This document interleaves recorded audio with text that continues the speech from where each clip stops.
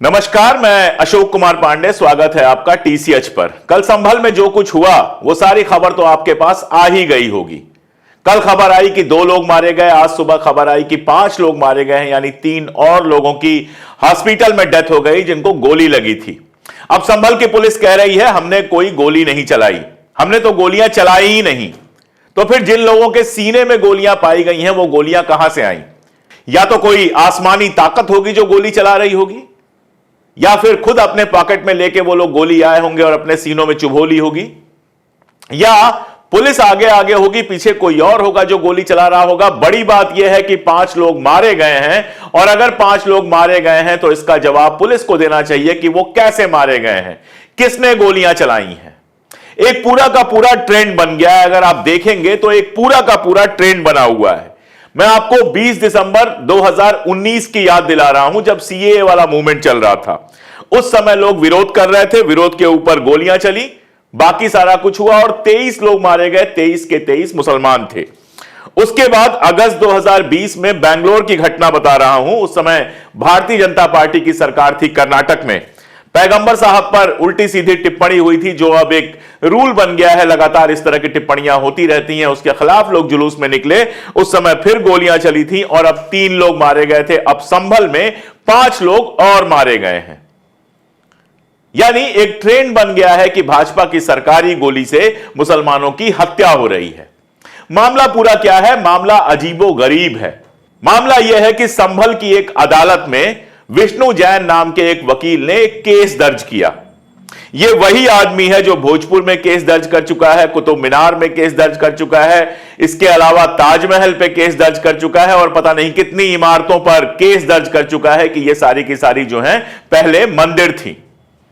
Case दर्ज हुआ, उसी दिन सुनवाई हुई। अगले पक्ष को मौका भी नहीं दिया गया कि वो आकर अपनी दलीलें रखे। यह कोर्ट है या सिनेमा है, मेरे समझ में नहीं आता। किस तरह की जस्टिस हो रही है कोर्ट में, किस तरह के जज बैठ रहे हैं कोर्ट में, बिल्कुल समझ से बाहर का है कि एक पक्ष मुकदमा दायर करता है, याचिका दायर करता है, और बिना दूसरे पक्ष को सुने हुए तुरंत आदेश दे दिया जाता है कि मस्जिद का सर्वे होगा। चलिए, सर्वे हो जाता है, एक राउंड का सर्वे हो जाता है, शांतिपूर्ण तरीके से निपट जाता है, और जो मुस्लिम पक्ष है वो फैसला लेता है कि अब हम इस मामले को हाई कोर्ट में लेकर जाएंगे। लेकिन एक बार के सर्वे से दिल नहीं भरता है, दोबारा सर्वे का आदेश दिया जाता है, और सर्वे होता है चुनाव के अगले दिन, उसी चुनाव के अगले दिन जिसमें पुलिस के व्यवहार पर पहले ही सवाल उठ चुके हैं कि मुसलमानों को वोट नहीं देने दिया जा रहा है। बंदूक हाथ में लिए पुलिस वाले की तस्वीर वायरल हो चुकी है, तनाव पहले से बना हुआ है, और उसमें फिर से कहा जाता है कि फिर से सर्वे होगा। इस बार जो सर्वे की टीम जाती है, वकील साहब अपना कोट वगैरह पहन के जाते हैं, जबकि एक रूल है कि पब्लिक में वकील वो कोट पहनकर नहीं जा सकते जो अदालत में पहनकर उनको जाना होता है। पूरी एप्रन पहन के वो जाते हैं। उनके साथ साथ लोग चलते हैं जो नारे लगाते हुए जाते हैं। समझ में ही नहीं आता है कि सर्वे करने जा रहे थे या मस्जिद पर हमला करने जा रहे थे। सुबह 7 बजे सर्वे का टाइम डिसाइड किया जाता है। एक भीड़ आती है, सर्वे टीम के साथ साथ नारे लगते हैं, और नारे लगाकर सर्वे टीम जो है घुसती है मस्जिद के अंदर। दूसरा पक्ष भड़कता है, सड़क पर आता है, पत्थर चलते हैं, गोली चलती है, और अब 5 लोगों के मारे जाने की खबर आ रही है। इस देश में 1991 में एक कानून पास हुआ था जिसको कहते हैं प्लेसेस ऑफ वर्शिप एक्ट। यह एक्ट कहता था कि 1947 के समय, जिस समय देश को आजादी मिली, उस समय जो इमारतें मंदिर थीं वो मंदिर रहेंगी, जो इमारतें मस्जिद थीं वो मस्जिद रहेंगी, पुराना सब कुछ कुरेदा नहीं जाएगा।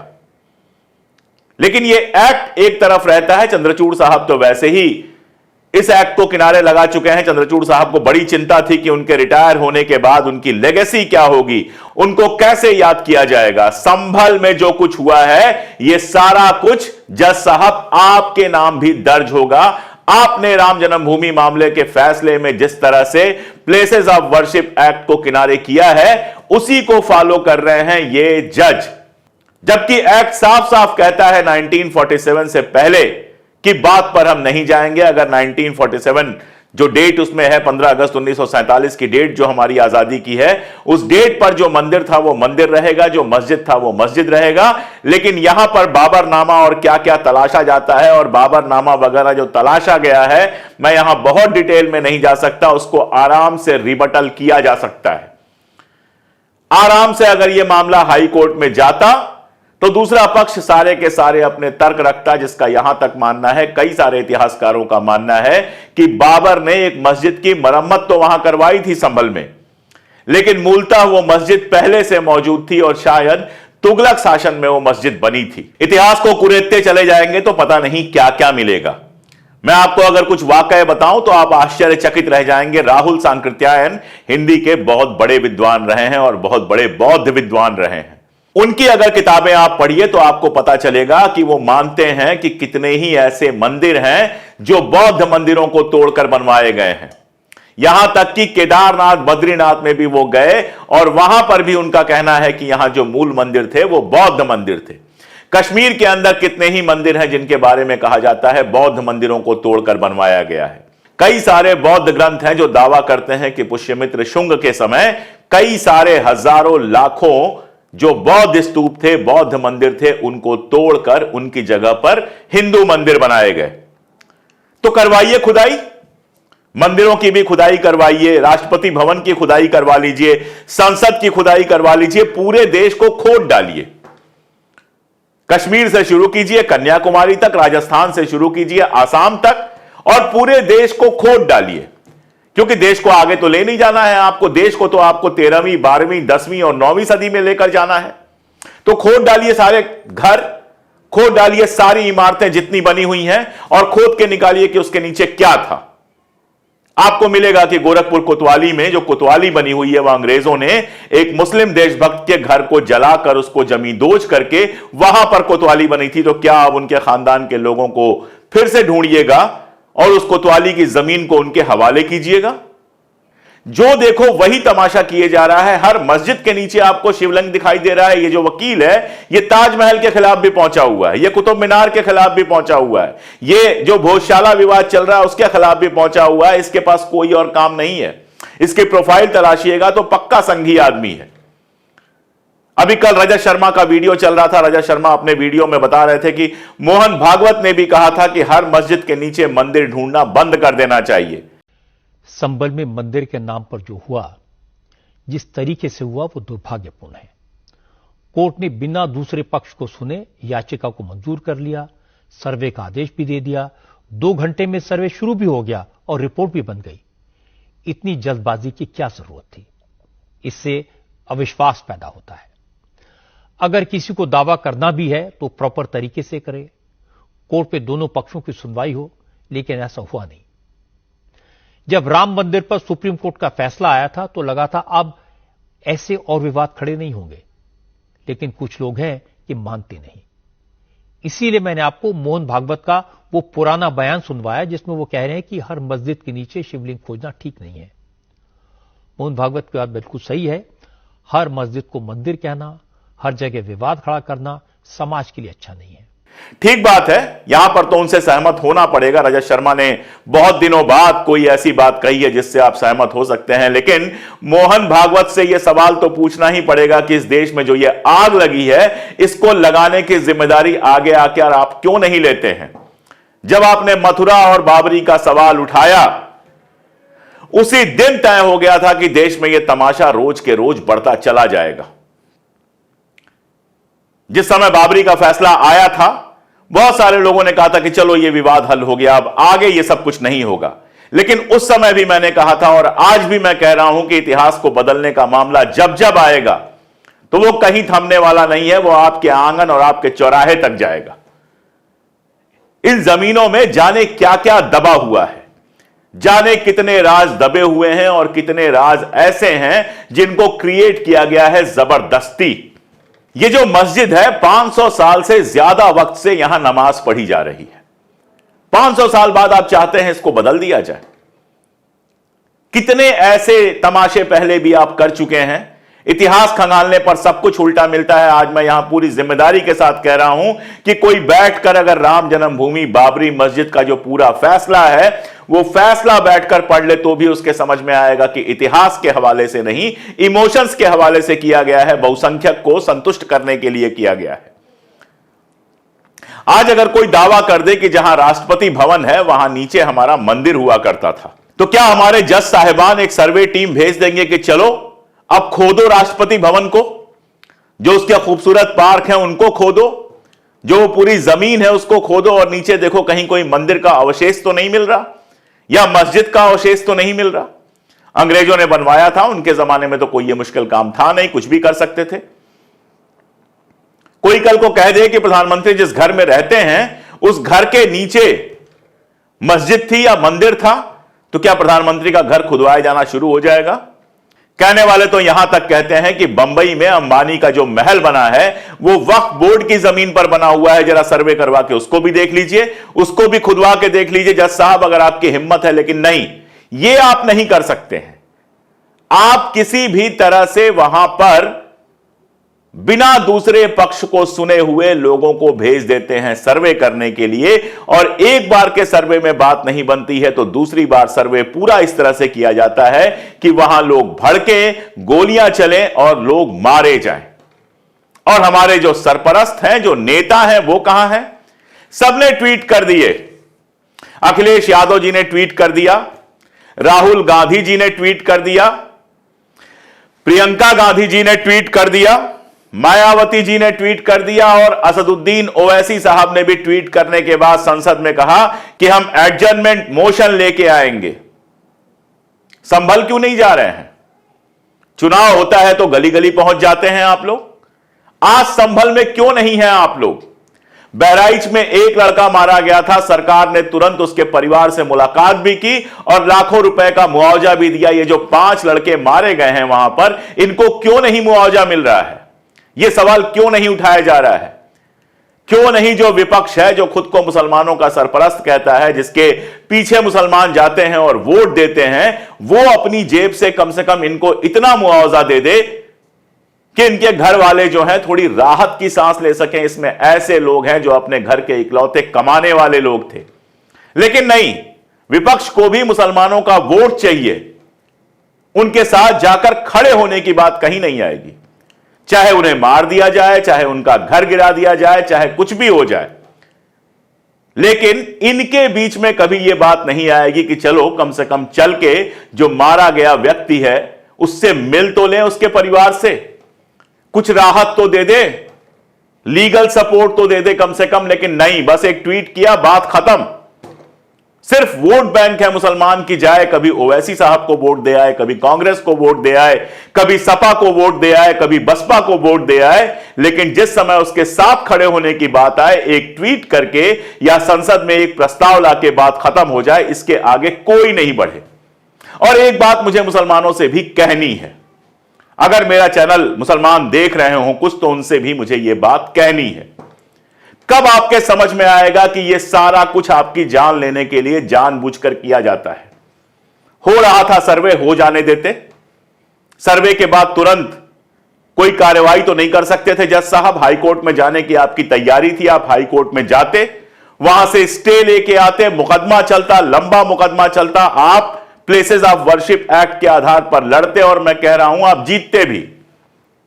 ये जो हर चीज पर पागल होकर सड़क पे निकल आने का मामला है, ये कब बंद होगा?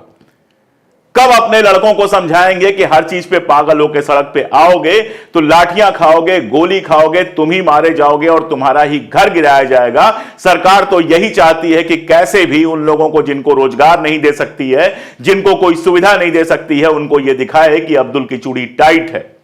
फिर उसमें सरकार की मदद करने तुम लोग क्यों चले जाते हो? क्यों नहीं एक बार सोचते हो कि जान रहेगी तो लंबी लड़ाई हो जाएगी? क्यों नहीं अपना दिमाग लगाते हो? क्यों इन लोगों के भड़काने में आते हो? यह सवाल बार बार पूछना पड़ेगा। यह मुझे कहने की जरूरत नहीं है कि पूरी की पूरी सरकारें जो हैं वो मुसलमानों के खिलाफ किस तरह से प्लान तरीके से काम कर रही हैं। कम से कम निचली अदालतों में ये इस तरह के फैसले आ रहे हैं, समझ में आ रहा है कि इस तरह के लोग निचली अदालतों में तो कम से कम पहुंच ही चुके हैं। तो ऊपर की जो अदालतें हैं वहां जाने का इंतजार तो कम से कम किया जाना चाहिए था। रोजगार के मुद्दे पे सड़क पे नहीं निकलोगे, घर के मुद्दे पे नहीं निकलोगे, किसी और मुद्दे पे नहीं निकलोगे। धर्म एक ऐसा मामला है जिस पर भड़काया जाएगा, आप भड़क के सड़क पे निकलोगे, वो गोलियां चलाएंगे और मारे जाओगे। और ये जितने नेता हैं, जितने सरपरस्त हैं, वहां के जो एमपी हैं, वो तक अभी नहीं पहुंचे वहां पर। सोच के देखो कि तुम्हारे रहनुमा किस काम के हैं। अभी क्या हुआ है, सर्वे टीम के साथ जो लोग जय श्री राम का नारा लगाते हुए गए थे, उनके खिलाफ कोई कार्रवाई नहीं हो रही है। कार्रवाई भी आप ही के खिलाफ होगी। जिनकी जानें गई हैं उन्हीं के घर भी गिराए जाएंगे, उन्हीं के ऊपर मुकदमे भी लादे जाएंगे, और उस समय कोई नेता नहीं आएगा साथ देने के लिए। पूरे देश का माहौल ऐसे बना दिया गया है जैसे इस देश की जो कानून व्यवस्था है वो मुसलमानों के लिए नहीं है, मुसलमानों के लिए सब कुछ अलग से है। बहराइच में एक लड़के की जान जाती है किसी और के घर पे चढ़ के झंडा उतारते हुए, तुरंत सारा मीडिया उसके साथ खड़ा हो जाता है, सारी सरकार खड़ी हो जाती है, सब कुछ हो जाता है। लेकिन यहां 5 लड़कों की जान जा चुकी है, सब खामोश बैठे हुए हैं, बयान दिए, बात खत्म। ना कोई मुआवजा है, ना सरकार की तरफ से कहीं कुछ ऐसी कोई बात है कि लगे कि हां जो मारे गए हैं उनके साथ सरकार खड़ी है।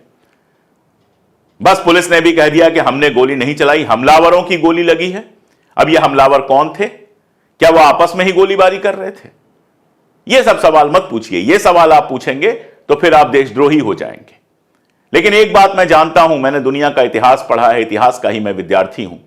जब गोदी मीडिया जनता की बात करना बंद कर देती है, तब हमारे जैसे लोगों को आकर जनता की बात करनी पड़ती है, वरना तो मैं अपनी किताबें लिखकर खुश था।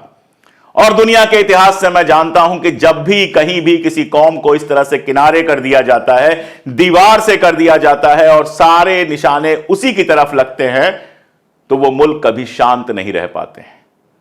मुल्क तभी शांत रहता है जब लोगों को यह भरोसा हो कि जो सिस्टम है, कानून है, पुलिस है, वो सबको एक आंख से देखेगी, सबको बराबरी से देखेगी।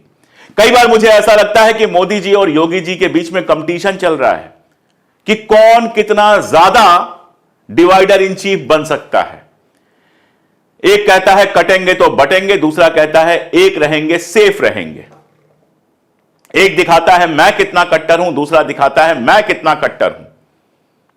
बहुत क्लियर चर्चा चल रही थी कि महाराष्ट्र चुनाव के बाद योगी को उनके पद से हटाया जा सकता है। लीजिए, यह घटना हो गई, आप हटाइए। नहीं हटा सकते। मुसलमान सबसे आसान निशाना है अपने पॉइंट स्कोर करने का, और इसीलिए बाकी तो मेरी सुनेंगे नहीं, लेकिन आम लोग जो ये मेरा वीडियो देख रहे हैं उनसे मैं जरूर कहूंगा कि अपनी जान बचाइए, अपने बच्चों को अच्छा से अच्छा एजुकेशन दीजिए, उनको अच्छी से अच्छी पोजीशन में भेजिए। लीगल मामले हैं, लीगल मामले लीगल तरीके से लड़िए।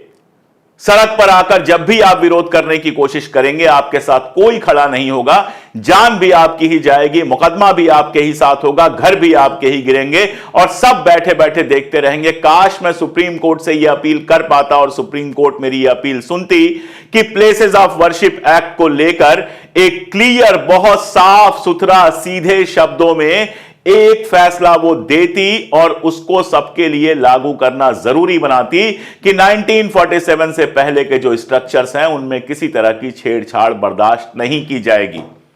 काश सुप्रीम कोर्ट ये करता तो कम से कम ये तमाशा बंद होता, लेकिन सुप्रीम कोर्ट अगर नहीं करता है ये, तो आपकी जान आपके हाथ में है, आपका फ्यूचर आपके हाथ में है, आपके बच्चों की जान आपके लिए सबसे इंपॉर्टेंट होनी चाहिए। और इसीलिए हर चीज पर सड़क पर निकल आने से बेहतर होगा कानूनी तरीके लीजिए, मुकदमे कीजिए, लड़िए। लंबी लड़ाई होगी, 2 दिन में फैसला नहीं आ जाएगा। और अपने कौम को, अपने लोगों को पढ़ाने लिखाने बढ़ाने पर ध्यान दीजिए। बाकी तो मैं क्या कहूं, जिस देश की एक बड़ी आबादी पागल हो गई हो, सैडिस्ट हो गई हो, जिसको सिर्फ दूसरी कौम का खून देखकर खुशी मिलती हो, उसकी बर्बादी देखकर खुशी मिलती हो, उनके बारे में क्या कहूं मैं।